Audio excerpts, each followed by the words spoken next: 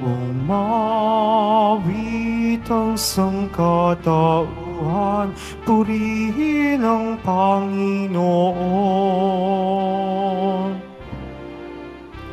Papuri sa kaitaasan, siya'y papurihan, Diyos ng lahat. O papuri sa kaitaasan, siya'y papurihan, ngayon at magpakailanman. Sa ngalan ng Ama at ng Anak at ng Espiritu Santo, Amen. sumainyo ang Panginoon. At sumaiyo rin. Mga kapatid, tinipon tayo bilang kaanib ng angkan ng Diyos, kaya dumulog tayo sa mawaing Panginoong nagpapatawad ng lubos.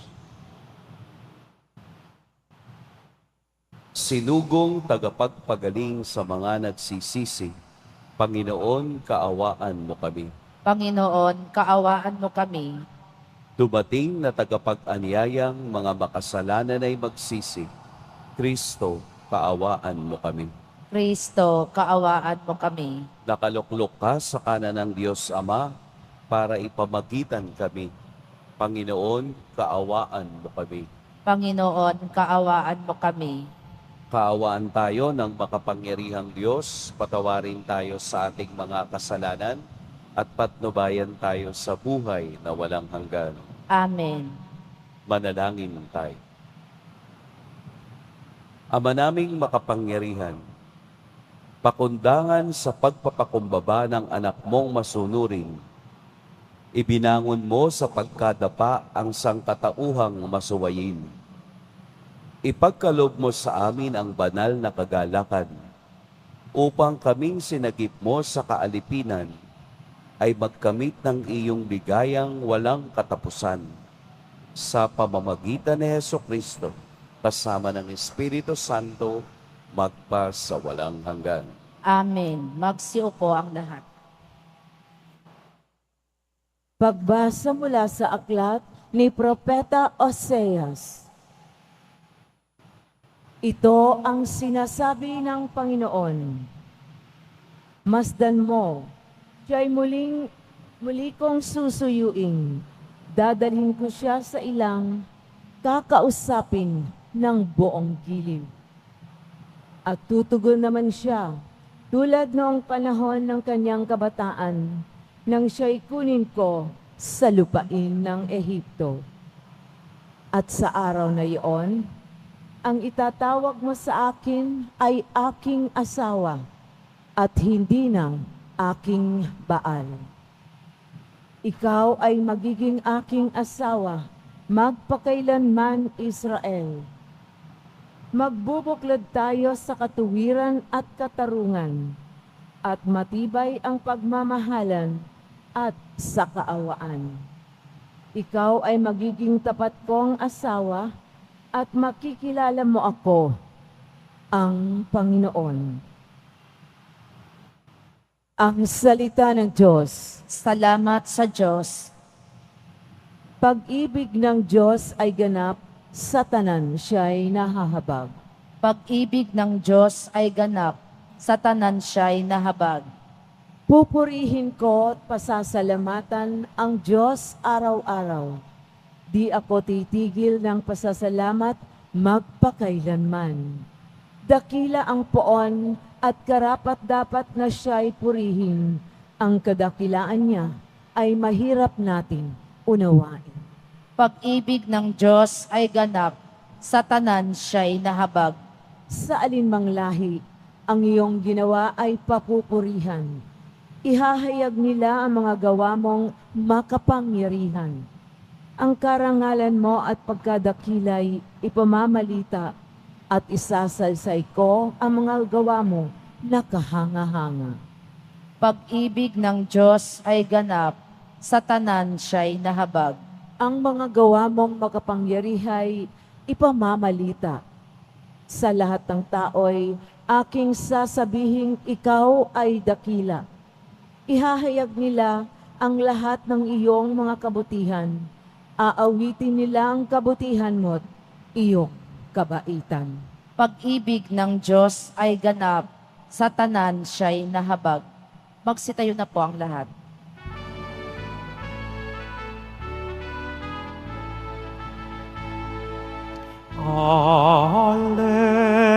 Alleluia, Alleluia, Alleluia, Alleluia.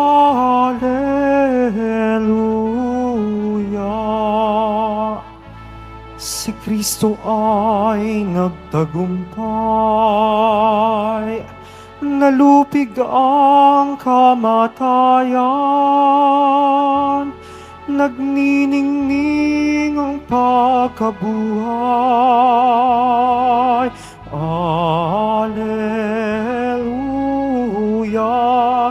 Alleluia, Alleluia, Alleluia.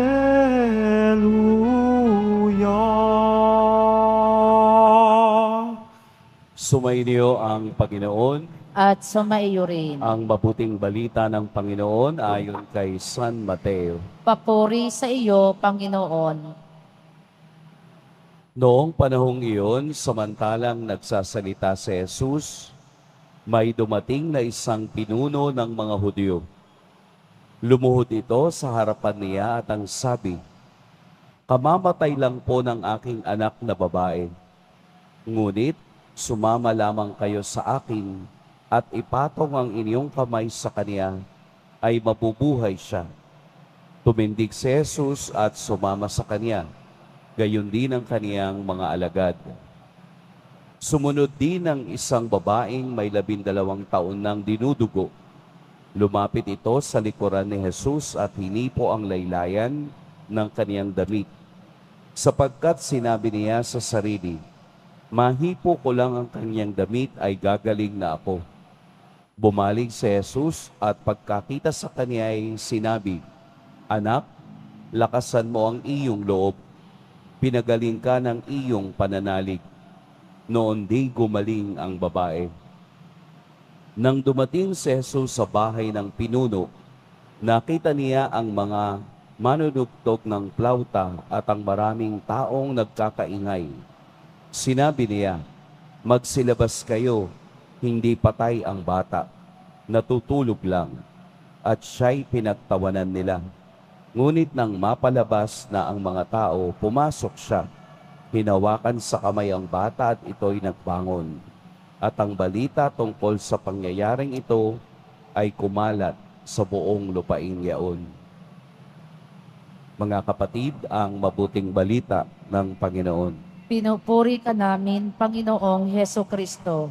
Magsiupo ang lahat. Magandang umaga po sa lahat. Pag-usapan natin ang Ebanghelyo ngayong araw. Ngayong umaga, napakaganda ng bungad ng Ebanghelyo sa atin.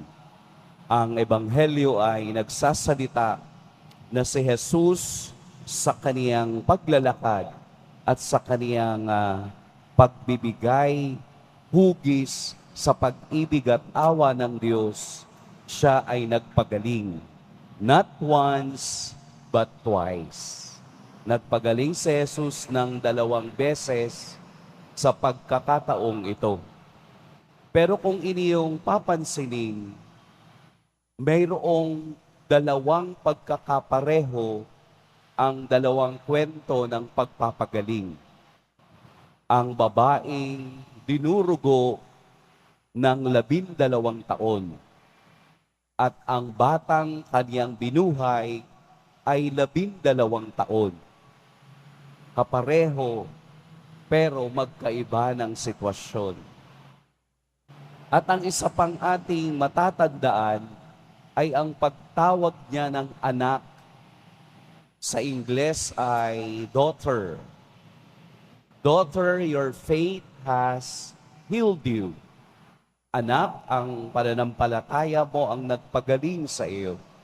Doon din sa batang kaniyang binuhay ay tinawag din niyang anak. Ano ba ang nasa likod ng dalawang simbolikong salitang ito? Unang-una, ang daughter o anak ay sumisimbolo sa mga Israelita na nawalay sa kanya. Israelita na naniniwala sa Diyos pero matitigas ang puso. Ang 12 years ay simbolo ng bayan o 12, katulad ng mga alagad. 12 na nag-umpisa ng bagong bayan na nakatatag at nakatayo sa pundasyon ng bato ni Pedro. Nangangahulugan na ang pagpapagaling ni Jesus ay hindi lamang pagpapagaling ng physical, kung hindi ito ay restoration ng bagong bayan na tayong lahat ay kabilang dito. Either or, tayo man ay lumapit kay Jesus katulad ng babaeng dinurugo ng 12 taon, tayo man ay lumapit sa Kanya o siya man ang lumapit sa 12 taong gulang na Kaniyang binuhay, either or, lalapit tayo o lalapit si Jesus sa atin, mayroong pagpapagaling. Ito ang tugon ng Diyos sa mga taong may tunay na pananampalataya. Dahil ang pananampalataya ay nakaugat sa grasya o biyaya ng Diyos. Dahil grace ay libreng ibinibigay ng Diyos sa mga taong nangangailangan at humihingi nito ng may kababaang loob. Bakit po may kababaang loob? Dahil ang babaeng dinurugo ng 12 taon ay may pagpapakumbabang lumapit kay Jesus na hindi nalalaman ng iba. Bakit po? Dahil ang babaeng dinurugo ng 12 taon ay kino-consider na ritually unclean, madumi, dahil siya ay may sakit. Sa batas ni Moses, sa batas ng mga Hudyo, ang taong may sakit ay ibinibilang sa mga taong marurumi, lalo na siya na 12 taon ng dinurugo. Lahat ng kaniyang hawakan, lahat ng associated sa kanya ay nagiging marumi. Kaya siya'y natakot nung hinawakan niya si Jesus dun sa laylayan ng kaniyang David. Nandoon ang kaniyang takot. Bakit? Dahil kung hahawakan ko si Jesus, siya rin ay magiging marumi dahil nahawakan ko na galing sa akin. Pero hindi iyon ang naging tugon ni Jesus. Ang sinabi niya, anak, lakasan mo ang iyong loob. Pinagaling ka ng iyong pananalig. Napakagandang karanasan.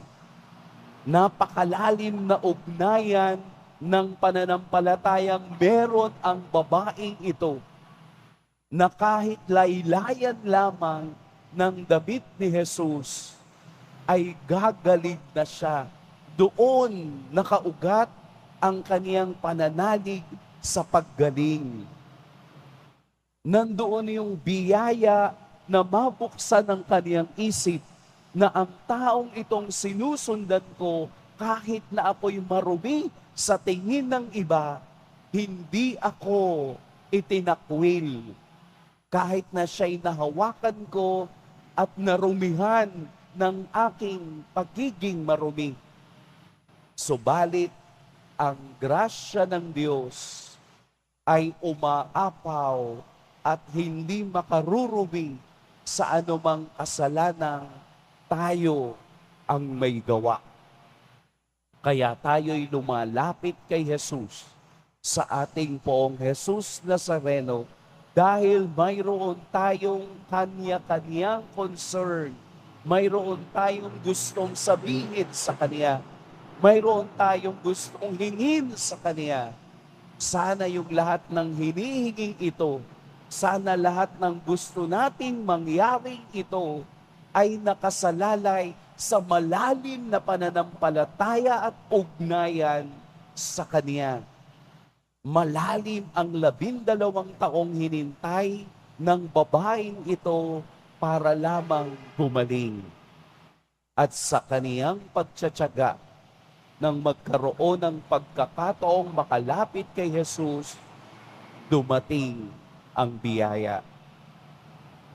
Ang anak na babae ni Jairus o ni Jairo ay muling binuhay ni Jesus dahil sa pakiusap ng opisyal na ito ng sinagoga.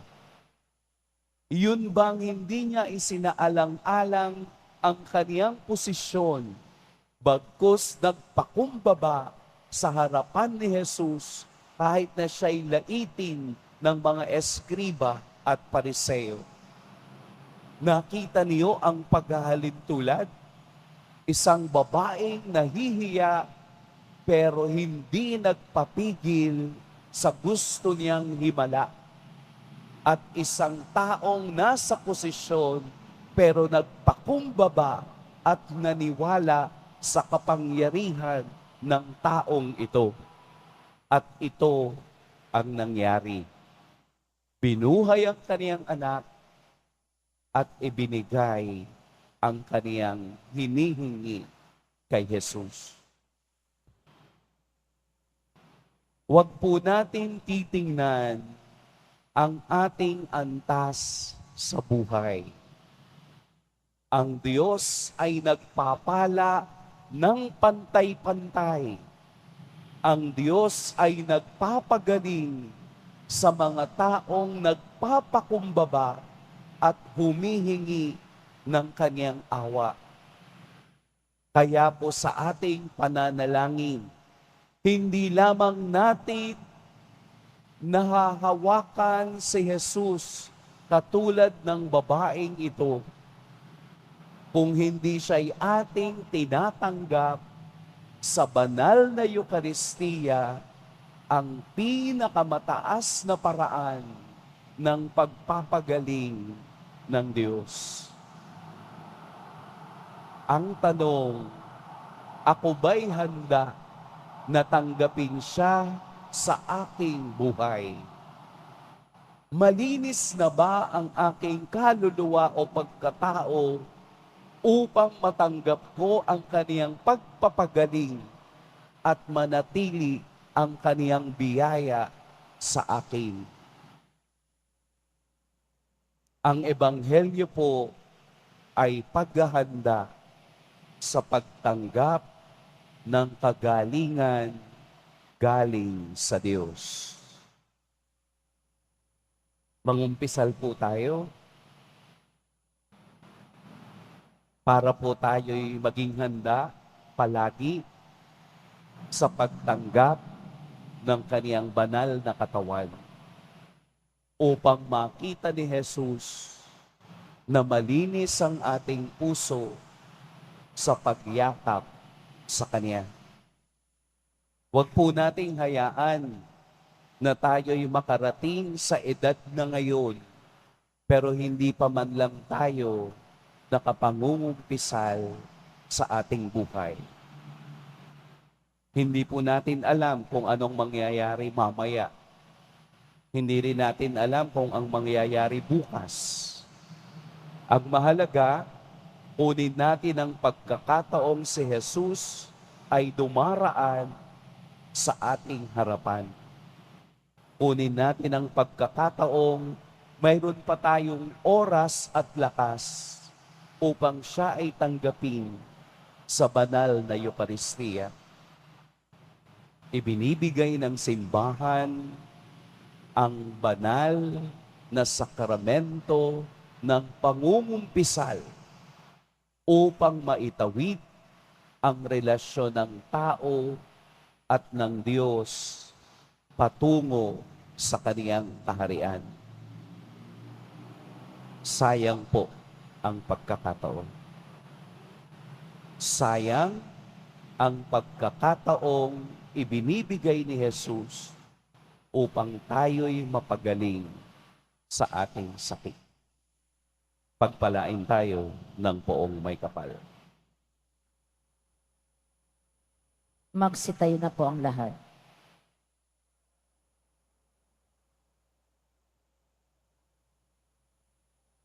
Minamahal kong mga kapatid, hindi ninais ng Diyos ang ating kamatayan. Nilikha niya tayo para sa buhay, ngunit mas pinili natin ang kamatayan sa bawat pagkakasala natin. Si Kristong tagapagligtas ang nagbabalik sa atin sa buhay at lumapit tayo sa Ama sa pamamagitan niya. Ama ng buhay, pakinggan mo kami. Ama ng buhay, pakinggan mo kami.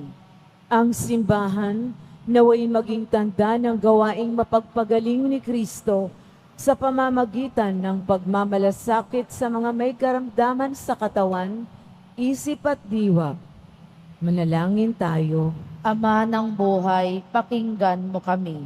Ang mga doktor at mga nurse at yaong mga nag-aalaga ng mga may sakit, naway magpakita ng habag at kahinahunan ni Kristo sa pag-aaruga sa mga maliliit nating mga kapatid. Manalangin tayo. Ama ng buhay, pakinggan mo kami. Ang mga taong nagdurusa sa kahirapan, naway lumapit kay Jesus na naging hamak para sa atin. Manalangin tayo. Ama ng buhay, pakinggan mo kami. Ang mga pusong wasak, naway mapaghilom natin sa pamamagitan ng ating mabuting gawa at salitang nagdudulot ng kasiyahan. Manalangin tayo. Ama ng buhay, pakinggan mo kami. Ang mga namayapa, naway masiyahan sa makinang nabukang liwayway ng buhay na walang hanggan. Manalangin tayo. Ama ng buhay, pakinggan mo kami. Diyos Ama, patuloy mo kaming hilumin sa lahat ng masama at hayaan mo ang iyong kabutihan ang magliwanag sa amin sa pamamagitan ng kapangyarihan ni Jesucristo, aming Panginoon. Amen. Magsiupo ang lahat.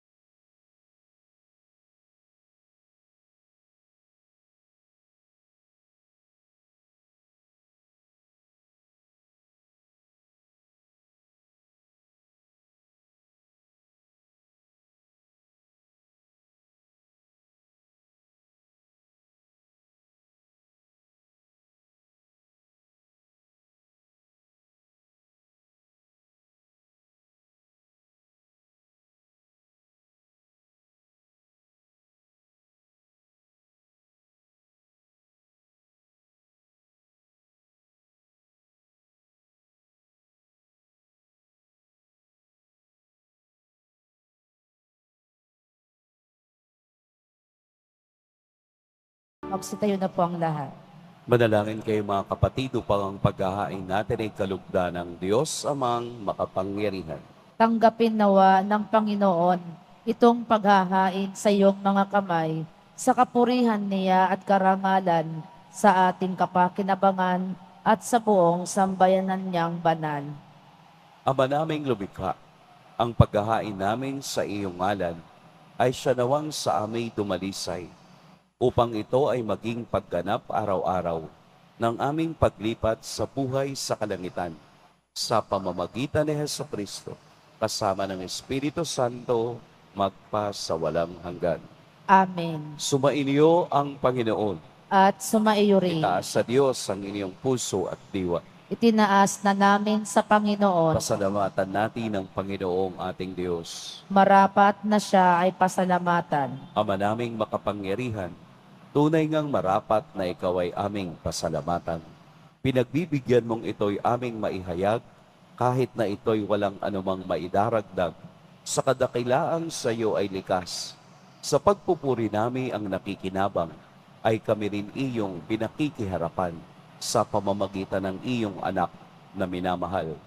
Kaya kaisa na mga anghel na nagsisiawit ng papuri sa iyo nang walang humpay sa kalangitan, kami nagbubunyi sa iyong kadakilaan. Santo, Santo, Santo, Panginoong Diyos ng mga hukbo, napupuno ang langit at lupa ng kadakilaan mo, o sana sa kaitaasan. Pinagpala ang naparirito sa ngalan ng Panginoon, o sana sa kaitaasan. Magsiluhod po. Ama naming banal, ikaw ang bukal ng tanang kabanalan. Kaya't sa pamamagitan ng iyong Espiritu, gawin mong banal ang kaloob na ito upang para sa aming maging katawan at dugo ng aming Panginoong Heso Kristo. Bago niya pinagtiis ang kusang loob na maging handog, hinawakan niya ang tinapay, pinasalamatan kaniya, pinaghati-hati niya iyon, iniabot sa kaniyang mga alagad at sinabi, "Tanggapin ninyong lahat ito at kanin, ito ang aking katawan na ihahandog para sa inyo."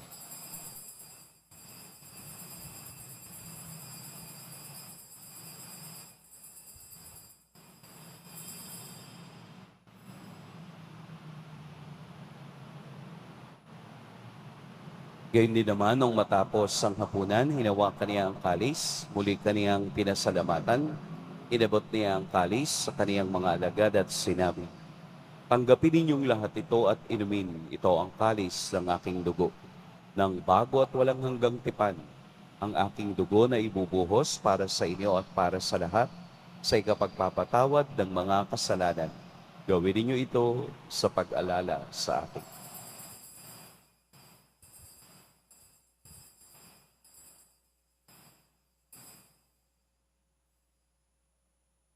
Magsitayo na po ang lahat. Ipagbuni natin ang misteryo ng pananampalataya. Si Kristo'y namatay, si Kristo'y nabuhay, si Kristo'y babalik sa wakas ng panahon. Ama, ginagawa namin ngayon ang pag-alala sa pagkamatay at muling pagkabuhay ng iyong anak. Kaya tiniaalay namin sa iyo ang tinapay na nagbibigay buhay at ang kalis na nagkakaloob ng kaligtasan. Kami nagpapasalamat dahil kami iyong minarapat na tumayo sa harap mo para maglingkod sa iyo. Isinasamo namin kaming magsasalo-salo sa katawan at dugo ni Kristo ay mabuklod sa pagkakaisa sa pamamagitan ng Espiritu Santo. Ama, lingapin mo ang iyong simbahang laganap sa buong daigdig. Puspusin mo kami sa pag-ibig, kaisa ni Francisco na aming Papa at ni Jose na aming Obispo at ng Tanang Kaparian. Alalahanin mo rin ang mga kapatid naming nahimlay nang may pag-asang sila'y muling mabubuhay, gayon din ang lahat ng mga pumanaw.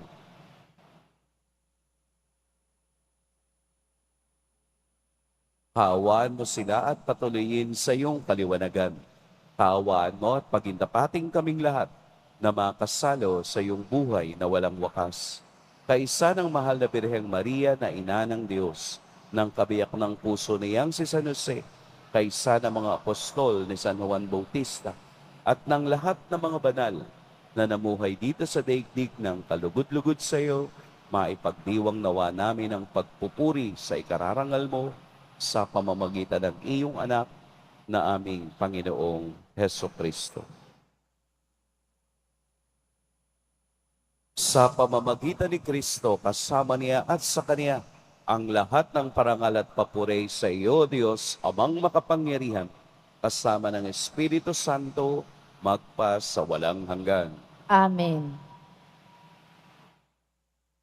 Sa tagubilin ng nakagagaling na utos at sa turo ni Jesus na Panginoon natin at Diyos, ipahayag natin ng lakas loob. Ama namin, sumasalangit ka, sambahin ang ngalan mo, mapasa amin ang kaharian mo, sundin ang loob mo dito sa lupa para nang sa langit. Bigyan mo kami ngayon ng aming kakanin sa araw-araw at patawarin mo kami sa aming mga sala para ng pagpapatawad namin sa nagkakasala sa amin. At huwag mo kaming ipahintulot sa tukso at iadya mo kami sa lahat ng masama. Hinihiling namin kami iadya sa lahat ng masama. Pagkalooban ng kapayapaan araw-araw, iligtas sa kasalanan at ilayo sa lahat ng kapahamakan. Samantalang aming pinananabikan ang dakilang araw ng pagpapahayag ng tagapagligtas naming si Heso Kristo. Sapagkat iyo ang kaharian at ang kapangyarihan at ang kapurihan magpakailanman. Amen. Panginoong Heso Kristo, sinabi mo sa iyong mga apostol, kapayapaan ang iniiwan ko sa inyo, ang aking kapayapaan ang ibinibigay ko sa inyo. Tunghayan mo ang aming pananampalataya at huwag ang aming pagkakasala. Pagkalooban mo kami ng kapayapaan at pagkakaisa ayon sa iyong kalooban, kasama ng Espiritu Santo, magpa sa walang hanggan. Amen. Ang kapayapaan ng Panginoon naway laging sumainiyong lahat. At sumaiyo rin. Magbigayan kayo ng kapayapaan sa isa't isa.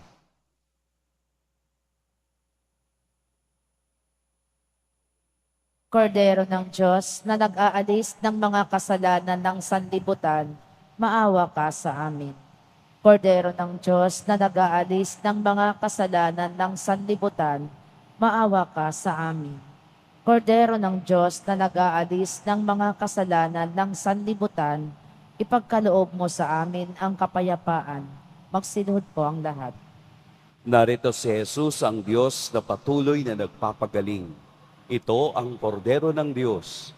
Ito ang nag-aalis ng mga kasalanan ng sanlibutan.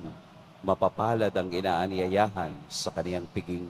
Panginoon, hindi ako karapat-dapat na magpatuloy sa iyo, ngunit sa isang salita mo lamang ay gagaling na ako.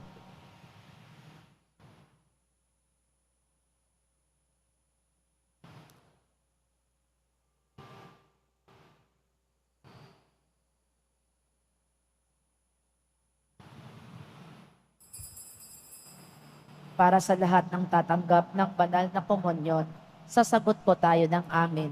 Pagkasabi ng pari o ng lay minister ng katawan ni Kristo, at isubo agad sa bibig bago umalis sa harapan ng pari o lay minister, sumunod po tayo.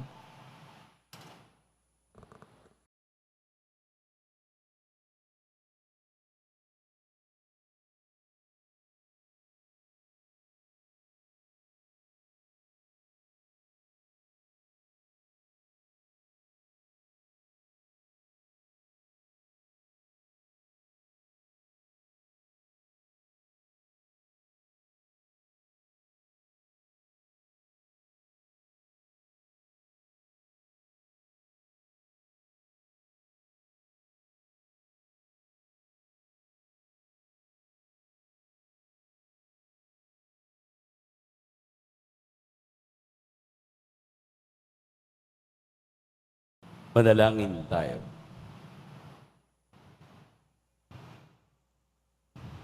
Ama naming mapagmahal, kaming iyong pinapakinabang ay loobin mong laging lumingon sa pinanggalingan ng tinanggap namin ngayon para pagsaluban. Sa pamamagitan ni Heso Kristo, kasama ng Espiritu Santo, magpa sa walang hanggan. Amen. Sumainyo ang Panginoon. At sumaiyo rin. Yumuko kayo para sa pagbabasbas. Mahal na poong Jesus Nazareno, inihayag mo sa pamamagitan ng krus ang walang maliw na pag-ibig ng Diyos sa sangkatauhan. Pakinggan mo po ang aming kahilingan na nagsusumamo sa iyo. Makamtan nawa nila ang iyong katugunan at tanggapin ang kasagutan na may utang na loob na tinatanaw. Basbasan din po ninyo ang mga daladala nilang mga imahen at dasalan. Sa pamamagitan ng bendisyon na ito, naway maalala nila ang mga pangako nila noon sa biniyag, na ikaw ang kanilang iibigin at paglilingkuran bilang Panginoon, magpa sa walang hanggan. Amen. At pagpalain kayo ng makapangyarihan at mapagmahal na Diyos, ang Ama at Anak at Espiritu Santo. Amen. Tapos na ang ating pagdiriwang, humayo kayong taglayang kagalingan ng ating Poong Jesus Nazareno. Salamat sa Diyos.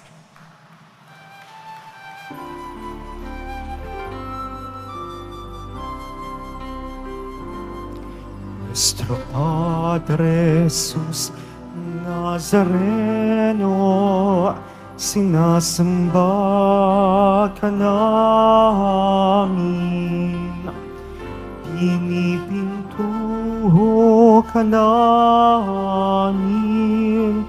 Aral mo ang aming buhay at kaligtasan.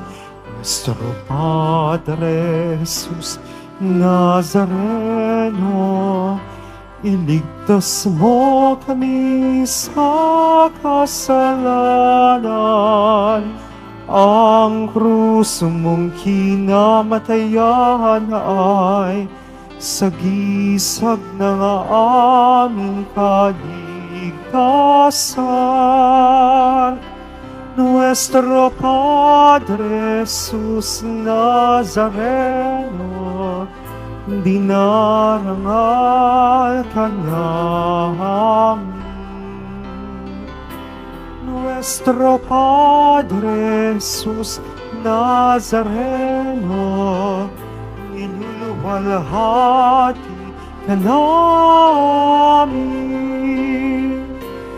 Nuestro Padre Jesus Nazareno, dinarangal ka namin.